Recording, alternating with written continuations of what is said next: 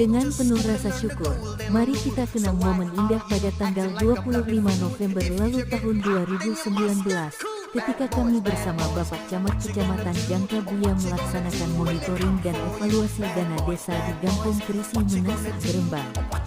Dalam suasana yang hangat dan penuh kekeluargaan, kami bersama-sama mengamati perkembangan pembangunan desa yang begitu membanggakan. Langit cerah hari itu seakan ikut menyaksikan dedikasi dan semangat para perangkat desa dan masyarakat dalam mewujudkan kemajuan Gampong Kerisi. Diskusi yang kami lakukan, meski penuh dengan evaluasi dan rencana, terasa begitu menyenangkan karena dilandasi semangat kebersamaan dan tujuan mulia. Terima kasih kepada seluruh pihak yang telah berpartisipasi dan memberikan kontribusi. Kebersamaan kita adalah kunci dari segala pencapaian